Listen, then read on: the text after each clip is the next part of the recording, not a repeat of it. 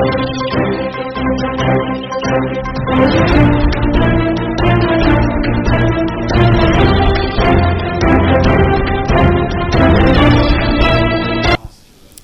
आवाज़ एक खास मुलाकात में आज मुलाकात कर रहे हैं मदन जी राठौर साहब से। मदन जी बीजेपी के अध्यक्ष है, कहने की जरूरत नहीं है। जी राठौर साहब, आपका स्वागत है आपकी आवाज़ पे। नमस्कार, धन्यवाद आपको। जी सर, कल महामंत्री जी ज्वाइन कर रहे हैं, किस तरह से आप देख रहे हैं महामंत्री जी को? और संगठन में काफ़ी टाइम से ये पद खाली था राजस्थान के लिए, क्या कहना चाहेंगे महामंत्री जी के लिए? हमारे राष्ट्रीय नेतृत्व से हम मांग करते आ रहे थे कि हमको एक महामंत्री संगठन दो। मुझे इस बात की खुशी है कि हमारी प्रार्थना को उन्होंने स्वीकार किया और एक अनुभवी, योग्य संगठक, कुशल संगठक, ऐसा एक हमें महामंत्री संगठन के रूप में अजय कुमार जी वो हमें मिल रहे हैं। ये हमारे लिए बहुत अच्छी बात है। राजस्थान का संगठन और मजबूत होगा, उनकी योग्यता का लाभ, उनके अनुभवों का लाभ हमको भी मिलेगा। अभी उत्तराखंड में वो महामंत्री संगठन थे, अभी उनको राजस्थान में लगा है। हम स्वागत करेंगे, उनका अभिनंदन करेंगे। यहाँ के कार्यकर्ता भी उत्साहित है उनका स्वागत करने के लिए। कुछ नियुक्तियां भी बाकी है, काफ़ी कुछ राजनीतिक पॉलिटिकल जो नियुक्तियां भी ये बाकी है। अभी इलेक्शन भी आप निकाय के वगैरह के किस तरह से देख रहे हैं? जो आने वाले टाइम पे काफ़ी टाइम से इलेक्शन अभी पेंडिंग है, क्या कहना चाहेंगे इस पर? देखिए, चुनाव जब भी आए हैं तो हमने बखूबी उसमें सफलता भी प्राप्त की है और हम करेंगे भी। आगे भी चुनाव जब भी होंगे हम जीतेंगे। हमने अच्छे काम किए। चुनाव के लिए जैसे वार्डों का परिसीमन फिर से ठीक हुआ। पहले कांग्रेस ने गलत तरीके से अपने चहेतों को लाभ दिलाने के लिए ऐसे ऐसे वार्ड बना दिए थे कि एक वार्ड में तो 400 वोट और एक वार्ड में 8000 वोट। ये अव्यवस्थित, इतना बड़ा डिफरेंस था और कई उन्होंने गलतियां की है, तो हमने सुधारने का काम किया और सुधारा भी। अभी ओबीसी आयोग की रिपोर्ट थोड़ी देरी से आई है, उसके कारण से थोड़ा देरी से चुनाव हो रहा है। हम चाहते हैं कि एक राज्य एक चुनाव, तो जिनका कार्यकाल दिसंबर में पूरा होना है उनको कुछ समय पहले करके, और जिनका पहले हो गया उनको कुछ समय बढ़ा करके, और एक साथ कोऑपरेटिव के और सभी चुनाव हम एक साथ कराना चाहते हैं। जिससे क्या है कि 5 साल तक केवल विकास करो। चुनाव हर बार चुनाव, ये ठीक नहीं है। इसको ध्यान में रख कर के हमारे नेतृत्व ने ये तय किया, तो हम चुनाव करा देंगे। चुनाव की तैयारी हमारी, हमने अच्छे काम किए हैं, बहुत विकास किया है। जिस तरह से नियुक्तियां भी काफ़ी लोग इंतज़ार में है, संगठन के आपके ही इंतज़ार में है कि नियुक्तियां कब मिले और कब वो अपना व्यवस्था। देखिए, संगठन में हमने नियुक्तियां कर दी। संगठन में जो मोर्चे हैं, देखिए हमारा संगठन तो पूरा है, बूथ समितियां हमारी गठित है, मंडल समितियां गठित है, शक्ति केंद्र हमारे गठित है, जिले हमारे गठित है, जिले की टीमें हमारी तैयार है, सारा गठन हमारा हो गया। प्रदेश की टोली भी हमारी बनी हुई है, लंबे समय से काम भी कर रही है। सब काम हमने अच्छे किए, मोर्चे हमने बना दिए। प्रकोष्ठों की गठन अभी हो जाएगा और आज भी तैयार थे वो, लेकिन अब महामंत्री संगठन आ रहे हैं कल, तो फिर कल से करेंगे, कोई बात नहीं, वो हो जाएगा। 1-2 मोर्चे हैं, उनकी टीम आनी है। एक मोर्चा किसान की, बाकी तो सारे मोर्चे गठित हो गए हैं, सब टीमें भी तैयार हो गई है, काम कर रहे हैं। हमारा नियुक्तियों की बात जहाँ तक है, तो नियुक्तियों के लिए कुछ नियुक्तियाँ तो हो गई, थोड़ी बहुत बाकी है, तो वो भी हो जाएगी। तैयारी हमारी पूरी है। सरकार के अभी 2.5 साल को किस तरह से देखते हैं आपके विचार से? और आपकी क्या सरकार सुसंगठित चल रही है और विकास के नए आयाम लिखने जा रही है क्या? देखिए, सरकार ने बहुत काम किए। हमारे देश के प्रधानमंत्री नरेंद्र मोदी जी जब से देश के प्रधानमंत्री बने उसको 12 साल हो गए। इन 12 वर्षों में जो विकास के काम किए अविस्मरणीय है। जैसे जब वो देश के प्रधानमंत्री बने उस समय 18,000 गाँवों में बिजली नहीं थी। उन्होंने बिजली के बल्ब नहीं देखे थे, दूर से देखते थे लेकिन खुद को उपलब्ध नहीं था। प्रधानमंत्री जी ने सबसे पहले काम ये किया कि उन गांवों को भी बिजली उपलब्ध करवाई, बिजली के मामले में आत्मनिर्भर बने। ट्रेनों में भी पहले डीजल इंजन चलते थे, स्टीम इंजन चलते थे, अभी ब्रॉड गेज की ट्रेनों का 100% इलेक्ट्रिफिकेशन कर दिया। ये बहुत बड़ी उपलब्धि है। प्लेटफॉर्म्स आधुनिक तरीके के बनाए, स्वच्छता का एक वातावरण बनाया, एलिवेटर्स लगाए, एक प्लेटफॉर्म से दूसरे प्लेटफॉर्म में जाने के लिए एलिवेटर्स लगाए। इन्हें आधुनिक सुविधाएं रेलवे को भी देने का काम किया। कई ब्रॉड गेज ट्रेनें बढ़ाई है, डबल ट्रैक ट्रेनें बढ़ाई है। यही नहीं, ये वंदे भारत एक्सप्रेस ऐसी ट्रेनें दी है, बुलेट ट्रेन देने की तैयारी भी चल रही है। ऐसा काम हमारे देश के प्रधानमंत्री जी। बुलेट ट्रेन का नाम लिया, तो क्या जयपुर और दिल्ली की दूरी 1 घंटे में सिमट सकती है क्या? क्या ऐसा प्लान किया जा सकता है? 250 किलोमीटर लंबा नहीं है? अभी पहला फेज हमारा अहमदाबाद से मुंबई का कर रहे हैं, उसकी तैयारी चल रही है। ट्रेनों ही नहीं, किसान सम्मान निधि बढ़ाई, किसान की आय बढ़ाने के लिए एमएसपी डबल करने का काम किया। यही नहीं, किसान को किसी भी प्रकार का अभाव नहीं रहे, सारी सुविधाएं देने का काम किया। किसान की उपज का उचित मूल्य मिले, ई नाम योजना, ई नेशनल एग्रीकल्चर मार्केट, कि यहाँ किसान रजिस्ट्रेशन कराने के बाद में हिंदुस्तान के किसी भी कोने में जहाँ अच्छे भाव मिले वहाँ अपना माल बेच सकता है। किसान सम्मान निधि 6,000 हमारे देश के प्रधानमंत्री जी दे रहे हैं, 3,000 हमारे राजस्थान के मुख्यमंत्री जी उसमें जोड़ करके दे रहे हैं। भारतमाला प्रोजेक्ट, चौड़ी चौड़ी सड़कें, शानदार सड़कें, ये बनाने का देने का काम किया है, कोई कम बात नहीं है। दिल्ली मुंबई वाली ट्रेन रोड्स, ये देने का काम किया, एक्सप्रेस वे बनाया, भारतमाला प्रोजेक्ट्स विभिन्न क्षेत्रों में बनाए, ये सब काम किया हमने। तकनीकी विकसित की यहाँ के देखिए, कोविड के समय में जनता को बचाने का काम हमारे देश के प्रधानमंत्री जी ने किया। वैक्सीन दुनिया को भी दिया, वहाँ पर भी, और वैक्सीन उपलब्ध कराया। अभी देखिए, मध्य एशिया में युद्ध की स्थिति थी, उसमें से भी इतने संकटों के बावजूद सारी दुनिया में परेशानी बढ़ी है, लेकिन हमारे हिंदुस्तान में आवक सुनिश्चित करवाने में मोदी जी सफल हुए। ये कोई कम बात नहीं है। चंद्रमा पर झंडा गाड़ दिया, ये कोई कम बात है क्या? दुनिया के किसी भी देश में जाओ, वहाँ मोदी मोदी के नारे लगते हैं। वहाँ के राष्ट्राध्यक्ष हमारे देश के प्रधानमंत्री को अपने देश का सर्वोच्च सम्मान मिलता है, देते हैं। ये हमारे देश के प्रधानमंत्री जी को दिया। कश्मीर समस्या का समाधान कर दिया।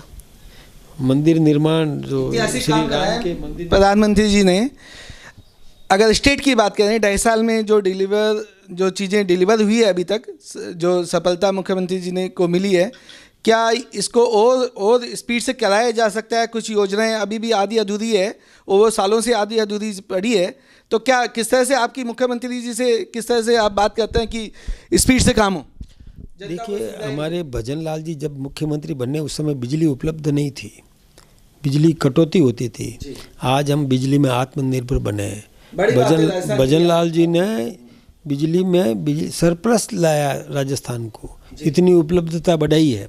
यही नहीं, जो ERCP का वसुंधरा जी के समय में प्रयास चल रहा था, उसके बाद कांग्रेस ने 5 साल तक कुछ नहीं किया। भजन लाल जी ने आते ही सबसे पहले मध्य प्रदेश, राजस्थान और केंद्र के साथ समझौता करके और ERCP का MOU कर दिया, समझौता हो गया। समझौता ही नहीं, उद्घाटन हो गया, मतलब शिलान्यास हो गया, और वर्क ऑर्डर तक दे दिए। यमुना जल समझौता किया, जो हरियाणा लंबे समय से पानी रोक करके बैठा था, उस पानी को लाने का काम किया। भाखड़ा बांध से राजस्थान को पर्याप्त पानी मिलना चाहिए, उसमें शुद्धता के लिए भी वो प्रयत्नशील है। नर्मदा का पानी सांचौर के सिल्लू पॉइंट तक पहुंचा है, वो भी हमारी सरकार में पहुंचा था। और आज वहाँ पर और व्यवस्थित तरीके से कैसे बढ़ सके, ड्राई पोर्ट्स तैयार करने का काम भजन लाल जी ने किया है। राइजिंग राजस्थान का काम किया। औद्योगिक विकास, औद्योगिक क्षेत्र के अंदर एक बहुत बड़ा एक परिवर्तन लाने का काम किया है कि 35 लाख करोड़ के MOU किए, 8.5-9 लाख करोड़ के MOU प्रोडक्शन में आ गए, धरातल पर आ गए। लोगों को रोज़गार मिला है, 1.5 लाख के आसपास सरकारी नौकरियां दे दी। यही नहीं, जो उद्योग लगे हैं उनमें भी लोगों को नौकरियां मिल रही है। पुलिस को मजबूत किया, पुलिस को बोलेरो दी, पुलिस को नए साधन दिए, आधुनिक साधन दिए। यहाँ तक कि महिला पुलिसकर्मी को स्कूटी तक देने का काम किया। कम काम नहीं किया, भजन लाल जी ने बहुत किया। पानी के मामले में देखिए, और सड़कों का सुदृढ़ीकरण देख लीजिए, एक एक एमएलए को 30-30 करोड़ के विकास के काम किसी और भी मैं समझता हूँ काम तो किए हैं अच्छे। क्या इन कामों में और बेटर रूप से किया जा सकता है? क्या संभावनाएं हैं? सड़कों की बात कर रहे हैं वैसा कि ठीक है, स्टेट लेवल के हाईवे अच्छे बने हैं, कुछ और भी ग्रामीण लेवल की सड़कें अभी भी बहुत सारी चीज़ें हैं, काम करने की कोई मतलब लिमिट नहीं है। मैं ये मानता हूँ कि आने वाले टाइम पे कि अगले 2.5 साल में क्या राजस्थान को ERCP प्रोजेक्ट कंप्लीट मिलेगा क्या? देखिए, राजस्थान प्रगति पर है। ERCP भी करेंगे हम, यमुना का पानी भी लाएंगे हम, और गांव का बिल्कुल बिल्कुल हमारी सरकार करेगी। औद्योगिक विकास भी होगा, सड़कों का विस्तारीकरण भी होगा, सुदृढ़ीकरण भी होगा। किसान को 3,000 तो हम दे रहे हैं सम्मान निधि, इसके अलावा भी किसान को किसी भी प्रकार की कमी नहीं रहे, ये हम सुनिश्चित करने का काम कर रहे हैं। आप देखिए कि हमने सोलर पंप्स देने का काम किया, किसान को किस प्रकार से अपने उपज का उचित मूल्य मिले, इसके लिए बैंकों से सहायता दिलाने का काम हम कर रहे हैं, उसको गाइड कर रहे हैं। अभी हमारे गांव-गांव में घूम घूम करके और ये मृदा परीक्षण का ये किसान को जागरूक किया है, ये बताने के लिए, ताकि किसान को क्या बोना है उसको गाइड किया जा सके, ताकि वो समृद्ध हो सके किसान। इसलिए बहुत काम किए हैं। यही नहीं, रोज़गार दिला रहे हैं, लेबर्स को भी रोज़गार दिलाने का काम कर रहे हैं। यानी किसी भी क्षेत्र में हम पीछे नहीं है। सरकार को चाक चौबंद किया है, पुलिस को मजबूत किया है, इतना मजबूत किया है कि एक भी अपराधी को बचने नहीं दिया, भागने नहीं दिया। अपराध होते ही तुरंत गिरफ्तार करके और सज़ा दिलाने का काम किया है। तो ये सब काम कर रहे हैं भाई साहब। संगठन को आप देख रहे हैं अजय अध्यक्ष के नाते, कहीं संगठन में कार्यकर्ता संतुष्ट हैं, लेकिन कहीं कहीं सुगबुराहट भी होती है कि हाँ असंतुष्टि। सो सरकार रहती है, सरकार से उम्मीद रहती है, अपने मिनिस्टर रहते हैं, अपने CM रहते हैं, तो कार्यकर्ता को उम्मीद रहती है। भाई साहब, शायद उतनी उम्मीदें अभी किस तरह से देखते हैं कार्यकर्ता की उम्मीदों को? देखिए, हमने हमारे कार्यकर्ता को और पूजनीक कार्यकर्ता मानना है, हम उसको संतुष्ट करने का पूरा प्रयास कर सकते हैं। जो भी संभव है वो काम हमारी सरकार कर रही है, जो संभव नहीं है तो उसको हम कार्यकर्ता को समझाने का काम करते हैं। हो सकता है कई बार कार्यकर्ता थोड़ा उत्तेजित होता होगा, लेकिन हमारे परिवार की बात है, हम आपस में मिल बैठ करके उसका समाधान करते हैं और कार्यकर्ता को समझाते हैं, उसके समझ में आ जाती है। एक लास्ट सवाल, राजस्थान की जनता को आपका किस तरह का क्या संदेश देना चाहेंगे अगले 2.5 साल के लिए? क्या सुनिश्चित कराना चाहेंगे कि वो विकास और रोज़गार और ये सारी समस्याओं को, जो आम आदमी की समस्याएं हैं, उनसे निजात मिलने की कितनी संभावना है अगले 2.5 साल में? मैं आपके इस चैनल को, आपकी आवाज़ चैनल को उपयोग में लेकर के जनता को ये निवेदन करना चाहूँगा कि जनता जागरूक बने, जो सेवा करता है उसको आशीर्वाद दे, जो सेवा नहीं करे, धोखा दे, उसके कान पकड़े। कान पकड़ने का मतलब वास्तव में कान नहीं पकड़ना, कान पकड़ने का मतलब है कि उसको सबक सिखाए कि तुम सेवा नहीं कर रहे हो। दोनों को एक भाव में नहीं रखे, सेवा करने वाले को शाबाशी दे, सेवा नहीं करने वाले को उला ना दे। ये बहुत ज़रूरी है, तब जाके कंपटीशन आएगा कि मैं भी सेवा करूं, मेरा विरोधी भी सेवा करे। वो कोशिश करे कि मेरे से ज़्यादा सेवा वो करे और मैं कोशिश करूंगा कि उससे अधिक सेवा मैं करूंगा। तो जब अधिक सेवा में कंपटीशन आएगा तो जनता का तो भला ही भला है। इसलिए ये भ्रम में नहीं आए। कई आजकल राजनेता अपनी शब्दावली बिगाड़ने लग गए हैं, घटिया शब्दों का प्रयोग करने लगे। मैं ये चाहूँगा कि आपका चैनल भी ऐसे संदेश दे कि शब्द चयन सही करे। या आपकी पार्टी के नेताओं के लिए भी है? हमारी पार्टी का नेता गलत शब्द नहीं बोलता। हमारी पार्टी का नेता नहीं, मैंने पता किया है, हम पता करते हैं। हमारे यहाँ यदि कहीं से चूक होती है तो या तो वो सॉरी करता है कि मेरे से गलती हो गई, माफ़ी मांगता हूँ, या फिर वो अपने आप को सही साबित करने के लिए सत्य बताता है कि ये मैंने नहीं कहा। गलती होती है, मैं ये नहीं कहता कि हमारे लोगों से गलती नहीं होती है, गलती होते ही वो जनता से भी माफ़ी मांग लेता है कि मैंने गलत बोल दिया, सॉरी। तो क्या होता है कि उसको जनता माफ़ कर देती है। लेकिन हठधर्मी पे उतर जाए, एक से बढ़कर एक घटिया शब्दावली का प्रयोग करे। देखिए, राजनीति में विरोध संभव है, दुश्मनी नहीं। विरोध हो सकता है। दुश्मनी की बात करें तो आज ही हाल फिलहाल में अभी बयान आया है अशोक जी गहलोत का, पूर्व सीएम कांग्रेस से, तो उस बयान को किस तरह से देखते हैं भाई साहब? क्या दुर्भावना से देखते हैं कि जो सचिन जी के बारे में, और कहीं ना कहीं क्या वो मीडिया में और राजस्थान में एक्टिव रहना चाहते हैं इस तरह से बयानबाजी देके? किस तरह से क्या कहना चाहेंगे इस बयान पे? आदरणीय गहलोत साहब वो सचिन जी को कभी पनपने देंगे नहीं। वो हमेशा उनको याद दिलाएंगे, माने सर, माने सर, माने सर। और वो हमेशा उनको कहेंगे कि तुमने गलती की, तुमने त्रुटि की, तुम बच्चे हो, तुम नासमझ हो, बुलावे में आ जाते हो, भटकाव आ जाता है, दूसरे के कहने में चले जाते हो। वो ये साबित करना चाहते हैं कि वो अभी बच्चा है, उसको मैच्योर नहीं होने देंगे। और जनता के सामने ये बार बार जताते रहेंगे कि वो बच्चा था, बीजेपी वालों ने उसको बहका दिया था, वो बीजेपी वालों के पक्ष में चला गया था, ये उसको जताते रहेंगे। फिर कभी कभी नकारा भी कह देंगे, निकम्मा भी कह देंगे, वो बार बार। और जब सचिन पायलट जी को ये आएगा कि मुझे निकम्मा कहा, नकारा कहा, तो उनका मन कभी इनसे मिलने वाला नहीं है। ये आपस में कभी एक नहीं हो सकेंगे। गहलोत साहब ये सब क्यों बोल रहे हैं? क्योंकि उनको लगा कि उनका जो कांग्रेस का नेतृत्व है वो इस समय जूली जी की तरफ झुकाव बढ़ता जा रहा है। तो डोटासरा जी को लग रहा है मेरी ज़मीन खिसक रही है, गहलोत साहब को लग रहा है कि मुझे जिंदा रहने के लिए कुछ न कुछ तो दिखाना, कुछ न कुछ तो जताना पड़ेगा, आक्रामक होना पड़ेगा, तब लगेगा कि हाँ अभी गहलोत जी हैं। तो ये वो साबित करने के लिए कि पॉलिटिक्स में मैं अभी एक्टिव हूँ, ये साबित करने का वो प्रयास कर रहे हैं। और डोटासरा जी जो अपने आप ही बिना फुटबॉल के ही बॉल खेल रहे हैं, फुटबॉल खेल रहे हैं, बिना बॉल है ही नहीं, और तंगियाँ मारते रहते हैं, वो भी डोटे मारते रहते हैं। ऐसे कई लोग हैं।